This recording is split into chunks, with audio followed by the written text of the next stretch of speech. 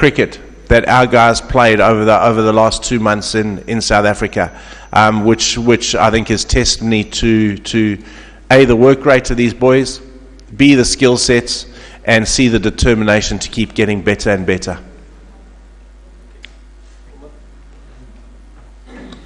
Mickey, you have been building up for the World Cup for over a year and a half now. It seems like you know your 15 to 17 players, but PSL is coming up, and I'm not sure if you are going to resist the temptation of PSL or you're going to stick with the players you have. No, Umar, that's a very good question. Inzi and I have been on the same page for a long while here. And I'm going to be honest, because I told the boys in the dressing room the same thing the other night. I think we've probably got 19 players for 15 positions at the moment. Inzi and I are of exactly the same opinion that during the Australian series after the PSL always throws up one or two good individual performers. So we'll have a look at some of our borderline players, the guys that we're not sure about. We'll have a look at them during the Australian series, and then we'll make our mind up leading into England. Obviously, we'll be taking that 15. So we're very close, and I think the key is that players get clarity in terms of their roles, and role clarity is particularly important. The other thing that's important for us is having an option with 2 game plans. And I say 2 game plans because the weather in England at any given time is very unpredictable. So we need an option where we have our spinners who are able to suffocate through the middle, because the key for us to win one-day games is about taking wickets through that middle. Either we do that with 2 spinners and a little bit of reverse swing if the weather stays dry, or if the weather's wet over that period of time, we have to have an option of a seam bowling all-rounder. Who can come in, bat 7 for us, be the 4th seamer, and give us that option. So we're very close. We've covered all bases in terms of our personnel at the moment. Mickey, you have stressed upon the role clarity, but there seems, when it comes to Sarfraz, there is some conundrum over there. We see him floating in the middle order. There is no set position for him. Previously, we have seen that whenever he has batted up the order, he has been successful. But throughout this tour, we have seen him demote himself. What is going on there? I want to understand the thought process. It's very simple. You know, we need to be very fluid, and we're very fluid with our game plans. Sarfraz has done exceptional work for us up and down the order. I think the thing that we've got to realize, though, is over a long tour, form comes and goes, and players start playing well, and then they slip off the radar for a little bit, and we need to then be able to send our form players in at any given minute. So for every role that we have, you would have seen we tried a couple of things in the 2020. We had a look at some key areas with some players. Some players played well through that period, some players didn't. But we had to have a look and give those players the opportunity to prove to us that A, they could do it, or B, they couldn't do it. Now, you know, in terms of fluidity in our batting order, it's whoever's in form and what that situation demands at that particular time. And I think you'll see that all the best teams in the world have the ability to be flexible.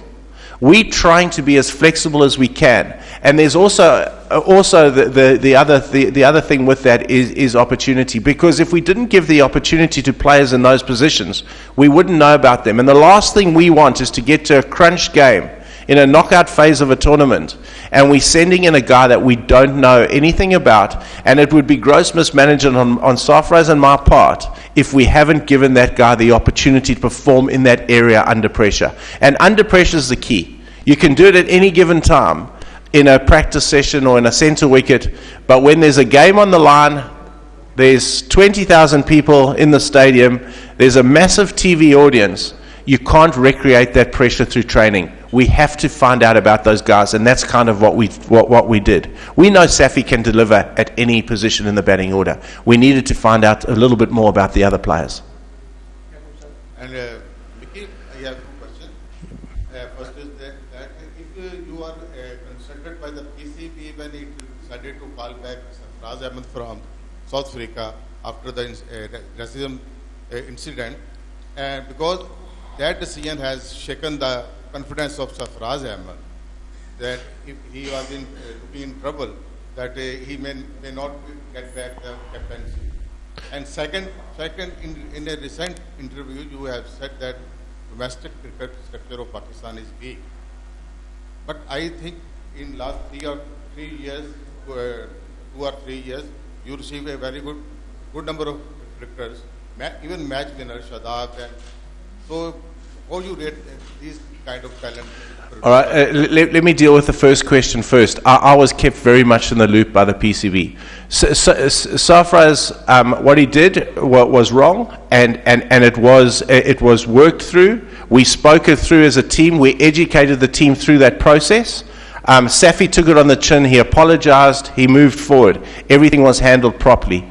He was sanctioned by the ICC, and that's an issue between the PCB and the ICC. I can't answer that. But he was sanctioned, and he's been punished. He's apologized, so we can move forward from that. I was kept very, very much in the loop. The insecurities around Safi has been put to bed now, and we've got clarity on that. I was part of that conversation with the chairman as well. He consulted me, as he did Inzimam and a couple of other role players. We have made that decision because we are very comfortable with Sarfraz leading this team forward. So there's clarity, there's no more speculation. We know who's going to lead the team. Around domestic cricket, I just look at players that arrive in our setup. And this is no slight on anybody. This is an education process that we need to go through. I know the chairman and the new CEO at the moment are working thoroughly to have a look at what a really good domestic structure is for Pakistan. Now, I'm not for 1 minute degrading the domestic structure. Is the domestic structure way too big? In my opinion, it is. I think we need to come back to strength versus strength. Is the conditions that the players are playing in domestic cricket, do they replicate first-class test cricket or international cricket? I'm not sure they do. Those are questions that we need to be answered, and the structure will be taken forward later. Mickey, you are giving excuses that Pakistani cricket is playing too many cricket. But on the other hand, we see... It's not excuses, that's just fact. Indian team is playing too many cricket than Pakistan, and they are making history in the Australian team and beating Australian team and other top rank in the world. But you admit there is something missing in your planning and selection process. My second question is, will you continue after World Cup? Look, let me just answer that. We've played the most cricket over the last 4.5 months of any team in the world, and that's not an excuse. I'm not using it as an excuse because that's the way it is, and we've got to handle that. India have a large pool of players available to them, and they rotate their players very, very well. We didn't rotate our players as much because we were on a process with our young players. We need to educate them in all conditions. So that's exactly that's a decision we made. The second part of your question was around planning. Our planning's done. We've got our schedules, we've got everything in place leading up to the World Cup. Myself, Inzimam and Sarfraz have been completely united in the process that we want going forward. We've been united in the playing group that we've identified, and as I've said, there's 20 players for maybe 15 places at the moment, but we united, we as one in terms of that identification process. So I think our planning is probably as good as it possibly could be for this time. And in fact, I'd say, having a look at and speaking to the South African coaches, I'd say we're probably ahead of a lot of other teams. I think a lot of other teams are getting to their best 15 in the next couple of months, but they've got a bigger pool of players at the moment from which to choose. We've condensed our pool primarily to give them more exposure to pressure situations, and now we've just got to make our decisions during the Australian tour, and then finalise that for the England tour. So I think in terms of our planning, we're pretty well on track. That's up to the PCB. As I say, I'd love to, but that's a separate discussion, and that's a discussion that we'll have to have at some stage. But I think there's a lot of work to do still with our test team, and I'd like to complete that. And also, how challenging for you to work with out-of-form captain This is a question that I keep answering all the time. Understand that Safraz, first and foremost, is a captain and wicketkeeper. People forget wicketkeeping is a specialist position. Safraz's numbers over the last 4.5 months are mind-blowing. Mind-blowing. 1 catch dropped, 1 stumping missed. I can tell you because I did the research on coming back from the plane last night because I thought I might get this question. He dropped, and I'm saying dropped, when the balls come through to the keeper because we mark everything. He's dropped 8 balls in 4.5 months. So he's not out of form in his core job. His core job is to keep wicket and to take the catches and make the stumpings. And he did that. I mean, we didn't get too much spin bowling in South Africa. But he's done a job over 4.5 months in that role. Safraz will be the first to admit his batting form's come and gone. We've worked exceptionally hard on Safraz's batting going forward. Exceptionally hard on his batting. He is very, very determined to get that right because he plays match-winning innings. When Safraz plays well, he wins games for us. I am not, and I want to reiterate this, I am not worried about Safraz Ahmed's form. Safraz Ahmed is a very, very good cricketer. And just Safraz and I work incredibly close together. Incredibly close. We've got a very close working relationship, as good as any working relationship I've had with any captain. And I just need that to be put to bed right now. Mickey, you're not worried about Sarfraz, but what's about Muhammad Amir? Since Champions Trophy, his form is not at the par, and as head coach of Pakistan team, what do you expect from Muhammad Amir, and do you believe that he's still the best bowler in Pakistan squad? Look, I've always said, and Muhammad Amir will be the first one to tell you that his stats haven't been good through one-day cricket. He's very aware of it, as are we. I still think Muhammad Amir is an incredibly skilled bowler. I think Muhammad Amir has the ability to win games of cricket for Pakistan. When the ball swings, there's no better bowler. Yes, the ball hasn't swung for a bit, and that's something that we're working incredibly hard on. Is it his wrist? Is there something in his action? We identified him. He was decelerating a little bit into the crease. We've worked on all that with Muhammad Amir. Muhammad Amir is still incredibly skilled. Muhammad Amir still has big match temperament. And when the games are on the line, and this is how you judge a player, when the games are on the line, he wants the ball. He wants the ball in the pressure situation. And that's good enough for me at any stage, because I see so many players across all countries in the world, when the game's on the line, they don't want it. Muhammad Amir wants it. He wants it. He's got that attitude. And I was so happy to see him bowl particularly well in the last 2 nights ago at Centurion. His skill level came to the fore. He executed his Yorkers beautifully. And when the ball reverses, he gets a little bit of reverse as well. So, stats, not great. We know that. But sometimes you have a gut feel about a player.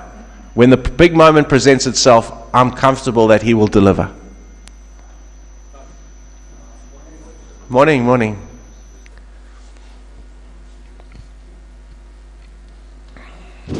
Mickey, we all know you are very professional and you are very loyal with your job.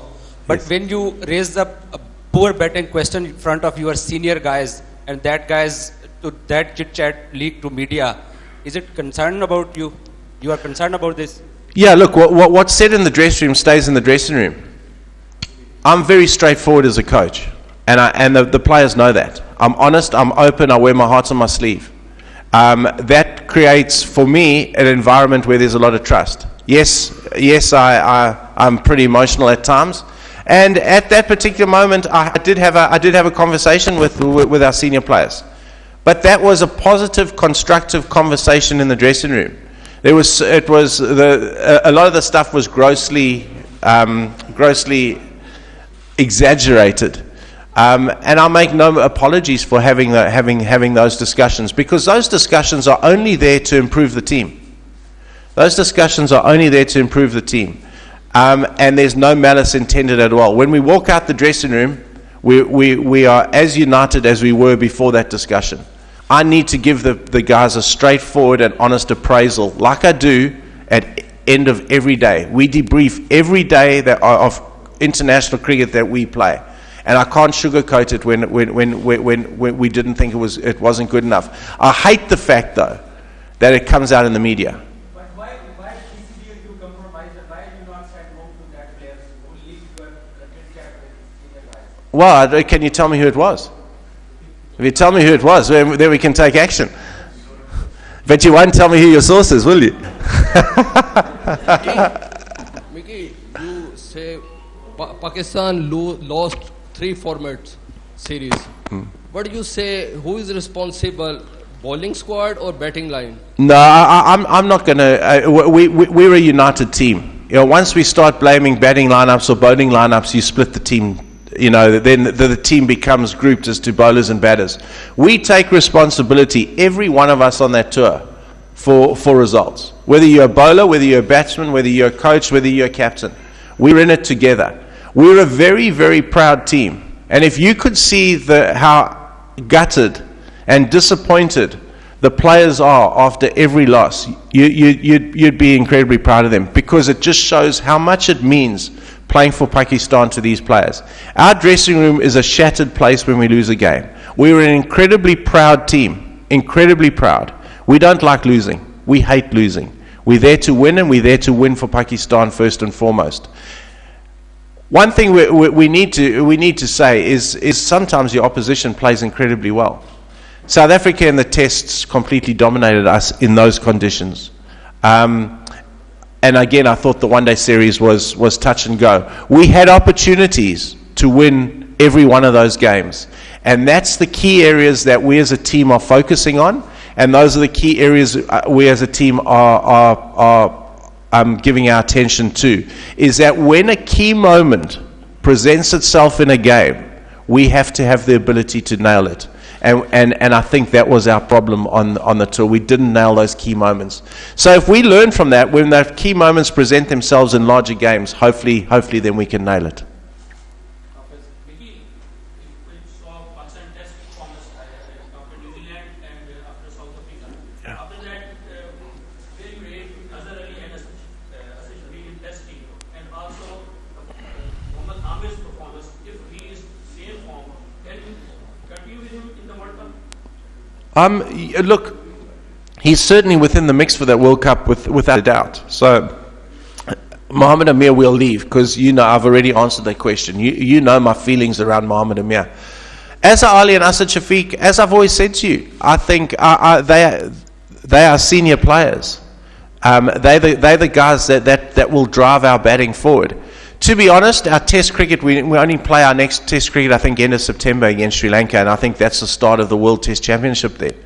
But so we've got to have a look as to where we go with that. But I have not lost any faith in Azhar Ali and Asad Shafiq. I still think they're incredibly gifted players. I still think they've got a hell of a lot to offer Pakistan cricket, provided they're in form, and they're really dedicated professionals. And above all, fantastic blokes who contribute greatly to the Pakistan cricket team. Mickey, Maza. Hey, Maz, you here? Yeah, Mickey, there was a game in South Africa where South Africa batsmen, they hit 11 sixes and Pakistan just... I knew you were going to ask this question, Maz. So do you think that it is a concern going forward in World Cup, and especially with Asif Ali not part of the one-day squad? I mean, who is going to take care of the last power play in one-day cricket? Maz, that's a great question. I think I answered it to you when you sent me those stats the other night. In 2020 cricket, we've won 14 of our last 18 games. So, and we've got to number 1 in the world through not hitting the amount of sixes that the rest of the world do. So we do it differently because we don't have those players. In one-day cricket, it's something we have to work on. We work on our power hitting every day we go down to the net. When our training session finishes, and you would have seen, Maz, you've been on tour with us, guys go out to the middle, we throw balls at them, we work on their stable positions, we work on their power hitting. It's something that we're trying damn hard to get right, Maz. And yes, I know we don't hit as many sixes. And if we haven't got the personnel that can hit as many sixes as other guys, we've got to find other ways to do it. And our running between the wickets, I think, has improved tremendously. I think we're running hard. I think we outran South Africa. We've got to find other ways. Of course, if we can find a power hitter who can do it, hallelujah, that would be fantastic. But we just don't have the personnel. And it was interesting to see Shadab Khan in the last 2020 game. He has worked every day on his tour on that power hitting, and it came to the fore in the last game. But you're right, Mazid. I mean, it is a concern. We just haven't got those players. All we can do is try and make them better at it. Coach, my question is about regarding all-rounder. Why Fahim Ashraf is not? Why Fahim Ashraf is continuously selected in Pakistan team after being not performed well either in bowling or in batting? Look, I think Fahim Ashraf is a fantastic cricketer, and we've got to understand that he's a very young cricketer, still finding his way. We're trying to develop a seam bowling all-rounder. I think our best way of winning test matches is with 5 bowlers, and I've said that unconditionally. I've said that all the time. That's our most attacking style. That's the brand that we want to play to win test matches. So Fahim Ashraf becomes critical to that. We have to work on Fahim Ashraf's batting though. And the reason, you're going to ask me the next question, the reason why we didn't do it in South Africa, Shadab Khan, for us to play 5 bowlers becomes paramount in that selection. Because Shadab Khan can bat 7 and can be our 5th bowler. And that's no slight on Yasser Shah, because we can play both of them with 3 seamers, and that's a hell of a good attack. So Fahim is probably not able at this point in time to bat 7 in our test side, because that makes our tail too long. So with Shadab Khan not available for test 1, we couldn't go down that run. We couldn't go down that brand of cricket. We are trying damn hard with with Fahim's batting. Fahim works immensely hard at his game. His bowling has got better and better at times. Towards the back end of the tour, he was iffy. The one thing he did exceptionally well though, when he had clarity around his role, he produced at the death. So we've got to take the confidence that he bowls with at the death to his first couple of overs in a game and give him that type of clarity, and I think we'll get the best out of Fahim. I still think Fahim Ashraf is a very, very talented cricketer, and one that we can work on going forward. Last question, Reese. Yeah. Mickey, my question consists of Yep. First, you have done a wonderful job in a Champions Trophy with the 3 guys, senior guys you have in a team. Hafiz, Malik and Azhar. What do you think, how these 3 will give you a good benefit in upcoming World Cup, because this is a wonderful and best inning you have to play in a World Cup? And the second one, do you think as a professional, your parallel job in a Pakistan Cricket Board as a head coach and in a PSL as a coach is a conflict of interest for you to select a team for World Cup? I'll answer that one first, because that's always a bone of contention. It's absolutely, in my opinion, and that's something that we'll talk about after this PSL. I think the chairman spoke about it yesterday. It's in my contract at the moment, and that's the way it is. The second thing is, I'm totally professional enough, and I read an article, I think it was yours, Umar, actually, on Cricinfo this morning. I'm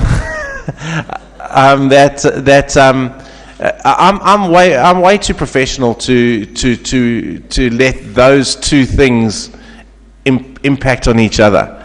I'm here to do a job for Pakistan cricket. I want the best out of Pakistan cricket.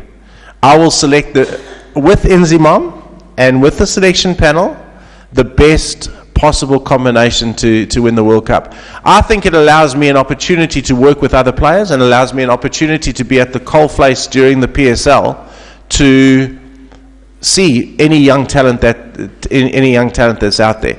So in terms of my conflict in picking teams, absolutely not. I'm way too professional for that. Your first one around, the senior players are going to play a massive role for us in the World Cup. A massive role for us in the World Cup. In big tournaments, you need guys that have been there and have done it. So I hope Hafiz and Malik have exceptional World Cups, because if they do, we'll be getting enough runs to put pressure on our opposition. And I'm still of the opinion that during the Champions Trophy, our bowling attack won us that comp, and we have to get that bowling attack up to the mark again, because our batters will complement our bowling attack without a doubt. But Hafiz and Malik are going to be crucial to that for us. He did retire from. Yes, he did. He's retired from ODI. Yeah, he has retired.